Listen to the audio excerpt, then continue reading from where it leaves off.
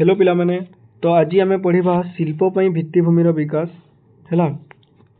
तो next video रे आम भित्तिभूमिर विकास पार्ट 2 सारी देछे पिला माने। तो हमारा पार्ट 2 कंप्लीट हो आज आमर पार्ट 3 पढ़ा आज है।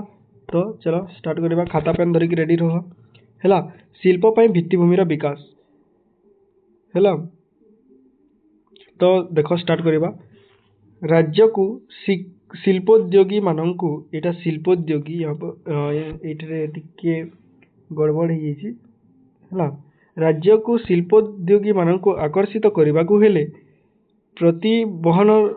परिवहन व्यवस्था आवश्यक जमी और जल उन्नत जोगाजोग और गमनागमन व्यवस्था प्रशिक्षित मानव शक्तिर विकास आवश्यक। तो आमर जो शिल्प रही शिल्प बा इंडस्ट्री है यहाँ को तैयारी करने तुम शिल्पोद्योगीर आवश्यकता होता है। जदि जड़े उद्योगपति चाहिए है जदि जड़े बिजनेसमैन चाहिए तेबे ही गोटे स्थान में तुम शिल्पर प्रतिष्ठा संभव हो पार। तो देख गोटे राज्य को शिल्पोद्योगी मान को आकर्षित करने को हेले से ही राज्य में कौन परिवहन व्यवस्था हेबा आवश्यक। कारण परिवहन व्यवस्था जदि न रहिबो तेबे से राज्य को जो कारखाना प्रस्तुत होइथिबो से द्रव्य गुड़िक ताहा किपरि भाव में लोक निकट में पहुँची पार। तो कौन परिवहन व्यवस्था निहाती जरूरी है। परिवहन व्यवस्था थिबा दरकार तापरे गमनागमन व्यवस्था थिबा कथा सही जगह को लोक मैंने आसी पारुथबा कथा कर्मचारी माने प्रतिदिन काम करबा पई है। यह व्यतीत प्रशिक्षित मानव शक्तिर विकास आवश्यक। जमी मध्य आवश्यक जमी और जल है। जदि ठीक जगार से ही शिल्प कारखाना प्रतिष्ठित हो न पारिबो तेबे से स्थान रे थिबा जनसाधारण उपरे क्षति आसी पारे। तथा शिल्पोद्योगीर मध्य विभिन्न प्रकार प्राकृतिक विपर्यय जदि आसे तेबे शिल्पोद्योगी मानक मध्य आर्थिक क्षेत्र में तांकर अवनति हेबो है तांकर लॉस पड़ जिवो है।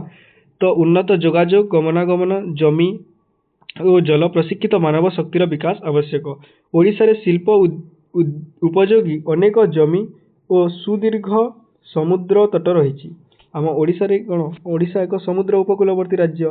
तो एठारे समुद्र उपकूलवर्ती थिबा कारणरू आमर जो सामुद्रिक क्षेत्र में जो शिल्प कारबार होता है ताहा मध्य ओडिशा रे संभव होता है। यह व्यतीत आमर पश्चिम ओडिशा क्षेत्र में देखा तो सेठारे कोल माइनिंग सेठारे बहुत अधिक परिमाण में होता है।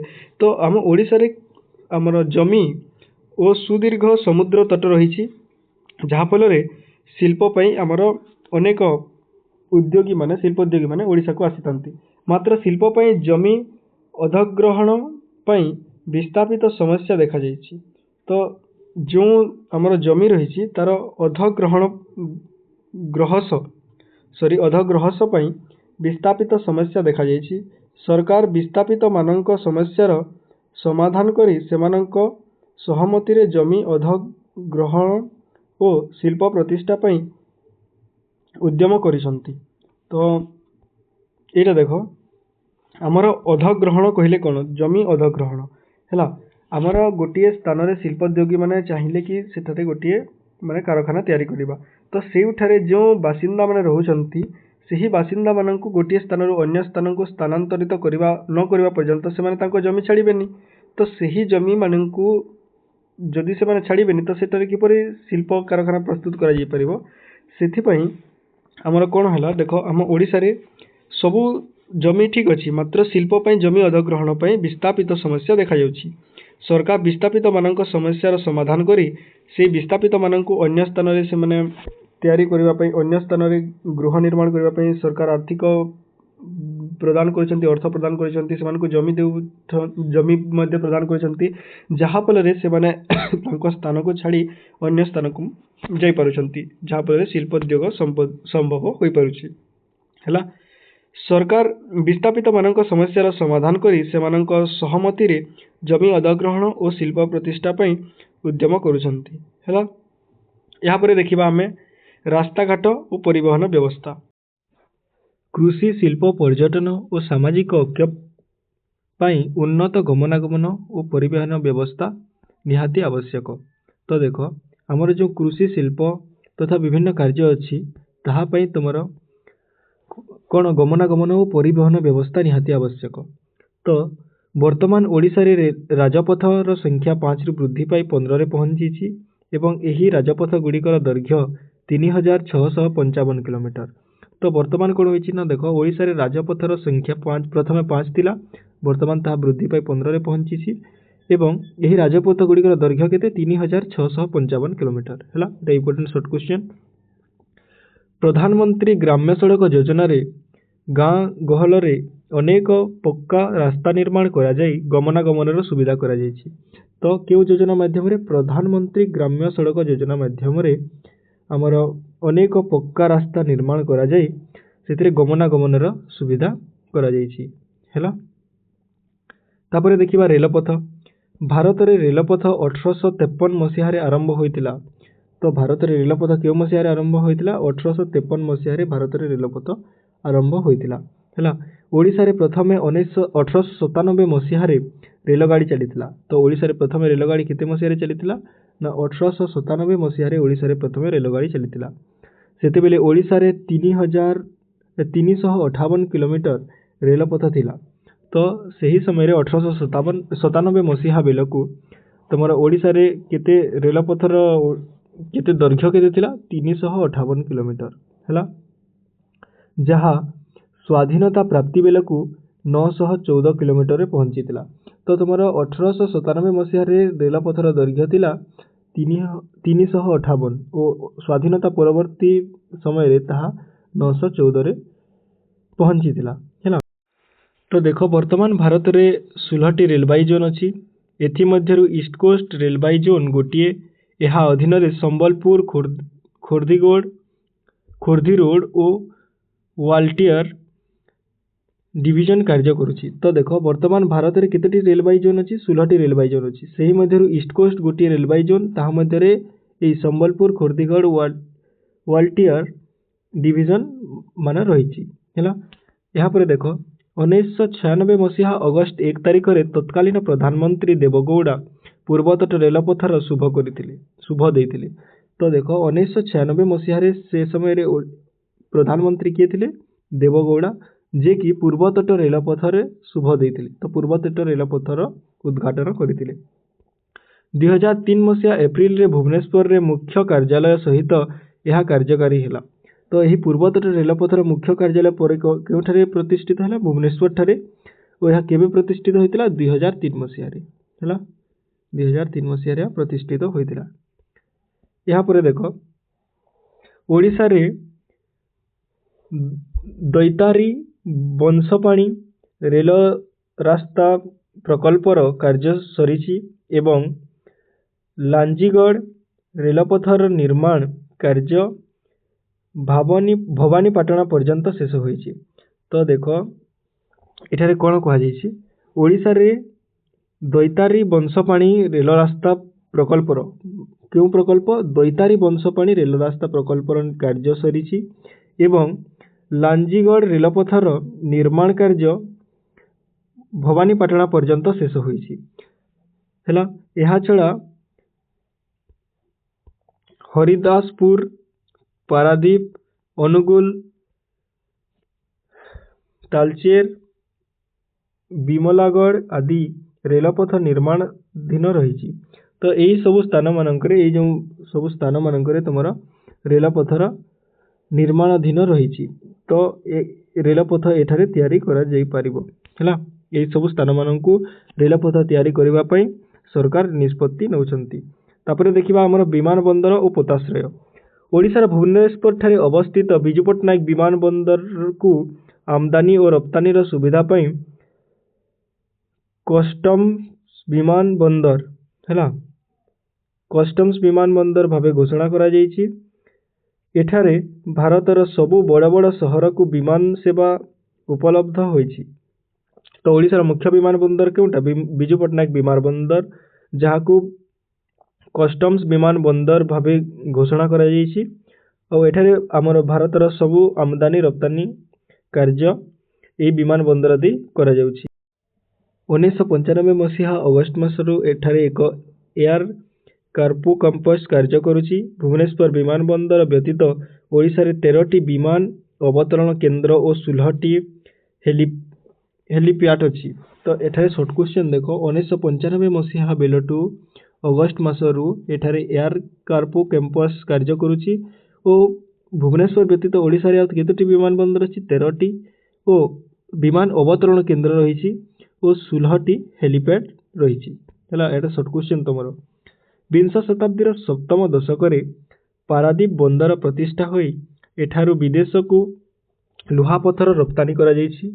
तो विंश शताब्दीर सप्तम दशक केबे विंश शताब्दीर सप्तम दशक तुमर पारादीप बंदर प्रतिष्ठा होइछि हैला। सप्तम दशक पारादीप बंदर प्रतिष्ठा होइछि एवं एठारे देश विदेश को आमदानी रप्तानी करा जाउछि। 1970 रु 1972 मसीहा रे एही बंदर 19 लाख टन हैला पण्य कारबार करिथिला। तो देखो पण्य कारबार रो अर्थ होची विमान बंदर माने जो तुम रही तुम जल जहाज माध्यम तुम आमदानी रप्तानी करने को पण्य कारबार कहुला। तो 19 लाख टन एठारे 1970 रु 72 मसीह 19 लाख टन पण्य कारबार करथिले। एही बंदर को भित्ति करी पारादीप फॉस्फेट कारखाना गढ़ी उठी। तो यही बंदर आमदानी रप्तानी समस्त सुविधा को भित्ति करी एठारे पारादीप फॉस्फेट कारखाना गढ़ी उठी और एक तैल विशोधनागार निर्माण करा जायछि। तो जो तुम रही पारादीप है एठारे तार कूल निकटवर्ती अंचल आमदानी और रप्तानी सुविधा कारण एठारे एक देख एठारे एक तैल विशोधनागार सहित एक फॉस्फेट कारखाना मध्य गढ़ी उठी है। पारादीप फॉस्फेट कारखाना गढ़ी उठी एवं एक तैल विशोधनागार मध्य निर्माण करा जायछि। 1975 मसीह पारादीप को रेलपथ सहित संयुक्त करा जायतिला। क्यों मसीहा एठारे देख बहुत मसीहा तुम रही है। तो यहाँ तुमको बारंबार पढ़ी मन रखा पड़ो। 1975 मसीह पारादीप को एक रेलपथ सहित संयुक्त करा जायतिला। 1987 मसीहा ठारू गोपालपुर ठारे एक मध्यम श्रेणीर बंदर कार्य करुअछि। केते मसीहा ठारू 1987 मसीहा ठारू गोपालपुर ठारे एक मध्यम श्रेणीर बंदर तुमर कार्य करुछि हैला। टाटा कंपनी सहायता रे धामरा ठारे एक गुरुत्व बंदर निर्माण करा जायछि हैला। बृहत बंदर तुमर धामरा ठारे निर्माण करा जायछि एक जहाँ बहुत गुरुत्वपूर्ण बंदर हैला। टाटा कंपनी सहायता रे हैला टाटा कंपनी सहायता धामरा ठारे एक बृहत बंदर निर्माण करा जायछि। यहाँ पर देख तुम रही विद्युत शक्ति स्वाधीनता प्राप्ति बेला को ओडिशा रे चौद्वार और ब्रह्मपुर ठारे 2टी तापज विद्युत केन्द्र थिला। तो देख स्वाधीनता प्राप्ति बेला को आमर ओडिशा रे केतोटी 2टी विद्युत केन्द्र थिला तापज विद्युत केन्द्र थिला। ताहा केउठारे थिला चौद्वार और ब्रह्मपुर ठारे 2टी तापज विद्युत केन्द्र थिला हैला। वर्तमान इब और तालचेर ठारे तापज विद्युत केन्द्र कार्य करुछि। तो वर्तमान केउठारे इब हैला और तालचेर ठारे विद्युत केन्द्र मान कार्य करुछि। 1948 मसीह हीराकुद जलविद्युत प्रकल्प कार्य आरंभ होई 1957 मसीह कार्यक्षम होइतिला। तो देखो 1948 मसीह तुमर हीराकुद ठारे जलविद्युत प्रकल्प कार्य आरंभ होइतिला और केबे सरीतिला 1957 मसीह ता शेष होइतिला हैला। वर्तमान ओडिशा रे 6टी जलविद्युत प्रकल्प रही। वर्तमान ओडिशा रे केतोटी जलविद्युत प्रकल्प रही 6टी जलविद्युत प्रकल्प रही। से प्रकल्प गुड़िक कौन हीराकुद जलविद्युत प्रकल्प बालीमेला जलविद्युत प्रकल्प रेंगाली जलविद्युत प्रकल्प अपर कोलाब जलविद्युत प्रकल्प अपर इंद्रावती जलविद्युत प्रकल्प और माछकुंड जलविद्युत प्रकल्प। तो यही 6टी तुम विद्युत प्रकल्प वर्तमान ओडिशा रे रही है। यहाँ पर देख वर्तमान तापज विद्युत और जलविद्युत को मिसाई ओडिशार निजस्व विद्युत उत्पादन सामर्थ्य 2856 मेगावाट है। विद्युत यूनिट हूँ तुम वाट को तुम बड़ क्लास रे पढ़ो। तो देख तुम्हार आम जो अच्छी वर्तमान विद्युत और जल विद्युत को है तापज विद्युत और जल विद्युत को मिसाई ओडिशा रे है यही उभय को मिसाई जल विद्युत और तापज विद्युत को मिसाई ओडिशा रे वर्तमान केते 2856 मेगावाट विद्युत शक्ति उत्पादन होउची केते 2856 56 मेगावाट है। विद्युत शक्तिर सूक्ष्म बंटन पई ओडिशा राज्य विद्युत परिषद कार्य दुई गोटी निगम को दि जाइए। तो देख विद्युत शक्तिर सुगम बंटन पई ओडिशा रे राज्य विद्युत परिसर कार्य दुई गोटी निगम को दि जाइए। यह अर्थ विद्युत किपरि समस्त श्रेणीर वर्ग समस्त घर को पहुँची पारिबो सेथिपाई ओडिशार जलविद्युत परिषद तार कार्य को दुईटी निगम को दि जाइए, जहाँ होची ओडिशा ग्रिड निगम और ओडिशा जलविद्युत शक्ति निगम है। यही दुई संस्था को तुमर किपरि विद्युत समस्त निकट को पहुँची पारिबो सुगम बंटन हो पारिबो यही दुई संस्था ताहाकू ओडिशा रे नियंत्रण करुछंती है। विद्युत सरबराह और वितरण दायित्व ओडिशा जलविद्युत शक्ति निगम को जलविद्युत केन्द्र गुड़िकर परिचालन दायित्व और ओडिशा शक्ति उत्पादन निगम को तापज विद्युत केन्द्र गुड़िकर दायित्व दि जाइए। तो देख तुम जो विद्युत सरबराह और वितरण दायित्व क्या दि जाइए जलविद्युत शक्ति निगम को दि जाइए, जो से जलविद्युत गुड़िकर परिचालन दायित्व करने सहित ओडिशा शक्ति उत्पादन निगम को तापज विद्युत केन्द्र गुड़िकर दायित्व दि जाइए। तो देख ओडिशा शक्ति उत्पादन निगम को क्यों दायित्व दि जाइए तापज विद्युत केन्द्र गुड़िकर दायित्व दि जाइए बेले तुम जलविद्युत केन्द्र गुड़िकर परिचालन दायित्व जलविद्युत शक्ति निगम को दि जाइए। यह व्यतीत देख विद्युत केन्द्र गुड़ी विद्युत वितरण पई वेक्सो नेक्सो साउथ और सेक्सो शिशु नामक 4 गोटी घरोई संस्था को दायित्व दि जाइए। तो यह कौन कही देख विद्युत वितरण पई है तुम जो विद्युत वितरण पई वेक्सो नेक्सो साउथ और सेक्सो है नामक 4 गोटी घरोई संस्था को यह दायित्व विद्युत वितरण पई दि जाइए। ग्रामांचल को विद्युत शक्ति जोगाई देबारे 2006 मसीहारू राजीव गांधी ग्रामीण विद्युतीकरण योजना और कुटीर ज्योति योजना और 2007 मसीहारू बिजु ग्राम्य ज्योति योजना उल्लेखनीय कार्य करुछि।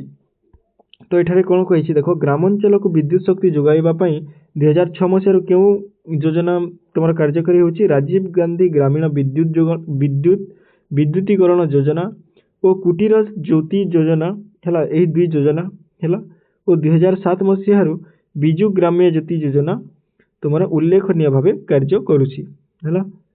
तापर देख मानव संबलर विकास कौनसी देशर सामूहिक उन्नति पई एक सुस्थ मानव संबलर एकांत आवश्यकता रही। प्रशिक्षित मानव संबल सृष्टि पई सरकार केतेक पदक्षेप नेउछंती। ओडिशा रे वैषयिक शिक्षा पई शिल्प तालीम केन्द्र यांत्रिक विद्यालय और महाविद्यालय सूचना प्रजुक्ति विद्या कंप्यूटर विज्ञान जीव वैषयिक विद्या शिक्षा पई विभिन्न अनुष्ठान कला वाणिज्य विज्ञान पाठ्यक्रम संपर्कित अनेक कॉलेज शिक्षक मानक प्रशिक्षण निमित्त प्रशिक्षण महाविद्यालय पर्यटन और होटेल परिचालना शिक्षा निमित्त अनेक शिक्षानुष्ठान स्थापन करिसंती। तो एथिरे आम ओवरऑल कहाई आम देशर सामूहिक उन्नति पई एक सुस्थ मानव संबलर एकांत आवश्यक। जदि आमर मानव संबल जिते समृद्ध हेबो आम देशर उन्नति मध्ये सेते मात्रा समृद्ध होई परिबो। प्रशिक्षित मानव संबल सृष्टि पई सरकार केतेक पदक्षेप नैचंती। तो सही पदक्षेप गुड़िक निर्मरीटा तुमर ये सब दि जाइए है।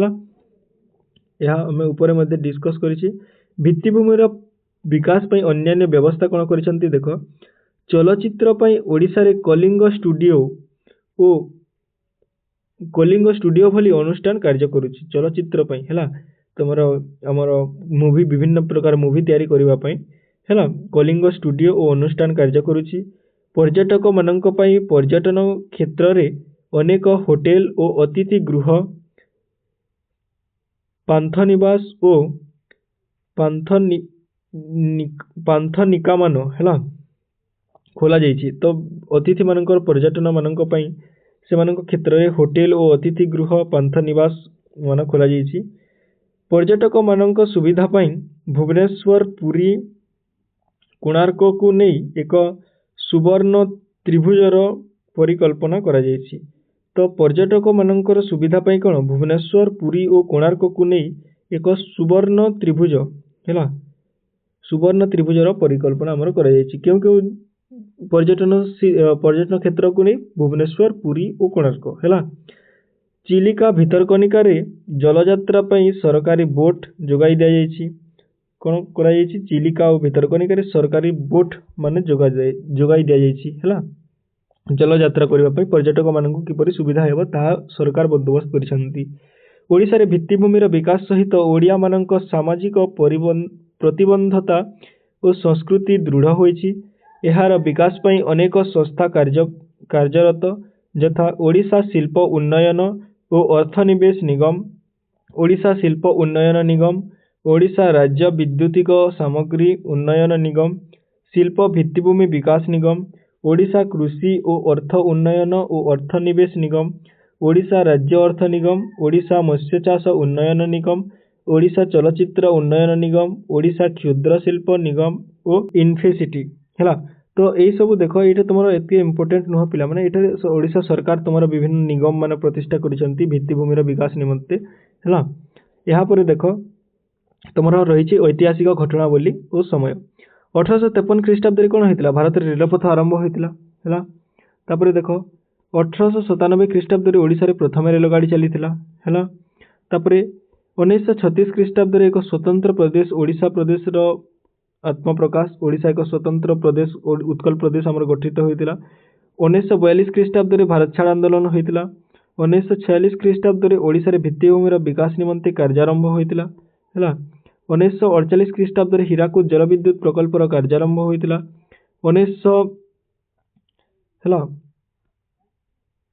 ତାପରେ ଦେଖ 1957 ଖ୍ରୀଷ୍ଟାବ୍ଦରେ ହୀରାକୁଦ ଜଳବିଦ୍ୟୁତ ପ୍ରକଳ୍ପର କାର୍ଯ୍ୟାରମ୍ଭ ହୋଇଥିଲା। 1965 ମସିହାରେ ପାରାଦୀପକୁ ରେଳପଥ ସହିତ ସଂଯୁକ୍ତ କରାଗଲା ହେଲା। 1987 ଖ୍ରୀଷ୍ଟାବ୍ଦରେ ଏକ ମଧ୍ୟମ ଶ୍ରେଣୀ ବନ୍ଦର ଭାବେ ଗୋପାଳପୁର ବନ୍ଦରର କାର୍ଯ୍ୟାରମ୍ଭ ହୋଇଥିଲା। 1995 ଖ୍ରୀଷ୍ଟାବ୍ଦରେ ଅଗଷ୍ଟ ମାସରେ ଭୁବନେଶ୍ୱର ବିମାନ ବନ୍ଦରରେ ଏକ କାର୍ଗୋ କ୍ୟାମ୍ପସର କାର୍ଯ୍ୟାରମ୍ଭ ହୋଇଥିଲା। ତାପରେ 1996 ଖ୍ରୀଷ୍ଟାବ୍ଦରେ ଏପ୍ରିଲ 1 ତାରିଖରେ ଓଡ଼ିଶା ବୈଦ୍ୟୁତିକ ସଂସ୍ଥାର ଆଇନ 1995 କାର୍ଯ୍ୟକାରୀ ହୋଇଥିଲା। 1996 ଖ୍ରୀଷ୍ଟାବ୍ଦ ଅଗଷ୍ଟ 8 ତାରିଖରେ ପ୍ରଧାନମନ୍ତ୍ରୀ ଦେବଗୌଡ଼ା ଦ୍ୱାରା ପୂର୍ବତଟ ରେଳପଥର ଶୁଭାରମ୍ଭ ହୋଇଥିଲା। 2003 ଖ୍ରୀଷ୍ଟାବ୍ଦ ଏପ୍ରିଲ ମାସରେ ଭୁବନେଶ୍ୱରରେ ମୁଖ୍ୟ କାର୍ଯ୍ୟାଳୟ ସହିତ ପୂର୍ବତଟ ରେଳପଥର କାର୍ଯ୍ୟାରମ୍ଭ ହୋଇଥିଲା। 2006 ମସିହାରେ ରାଜୀବ ଗାନ୍ଧୀ ଗ୍ରାମୀଣ ବିଦ୍ୟୁତୀକରଣ ଯୋଜନା କାର୍ଯ୍ୟକାରୀ ହୋଇଥିଲା ଓ 2007 ଖ୍ରୀଷ୍ଟାବ୍ଦରେ ବିଜୁ ଗ୍ରାମ୍ୟ ଜ୍ୟୋତି ଯୋଜନା ଓଡ଼ିଶାରେ କାର୍ଯ୍ୟକାରୀ ହୋଇଥିଲା। ତ ଏହା ହେଉଛି ତୁମର ଇମ୍ପୋର୍ଟାଣ୍ଟ ମସିହା ଗୁଡ଼ିକ ପିଲାମାନେ। ତ ଆଜି ଆମେ କମ୍ପ୍ଲିଟ୍ ଭିତ୍ତିଭୂମିର ବିକାଶ ଶେଷ କଲିଲେ। ତ ଆଜି ପାଇଁ ଏତିକି, ଧନ୍ୟବାଦ।